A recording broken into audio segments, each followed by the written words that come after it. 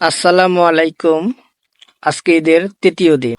এই সময়টায় এই রোডটায় অনেক জ্যাম থাকতো। অনেক মানুষ হেঁটে হেঁটে যেত।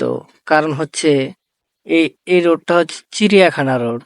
এই রোডটায় প্রচুর জ্যাম থাকতো, গাড়ি ঢুকতে দিত না। এখন বৃষ্টির কারণে মানুষ বের হয় নাই, যার কারণে এই রোডটা ফাঁকা। প্রচুর পরিমাণ বৃষ্টি হচ্ছে শ্রীমঙ্গলে, দেখতে পারতেছেন।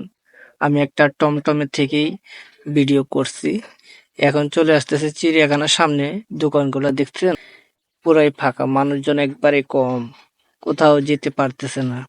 এই যে দেখছেন, চিড়িয়াখানা ঢোকার আগে কিছু দোকানপাট, এগুলা প্রচুর মানুষ থাকতো, এগুলা অনেক বেচা কিনে হইতো। দেখছেন একবারে ফাঁকা, মানুষ একদম কম। এই যে চিড়িয়াখানাটা, এটা হচ্ছে চিড়িয়াখানা, শ্রীমঙ্গলের চিড়িয়াখানা, মানুষ নেই, একবারে ফাঁকা। আজকে এই পর্যন্ত ভিডিওটি শেষ করলাম। ভালো লাগলে লাইক দিয়ে পাশে থাকেন। ধন্যবাদ।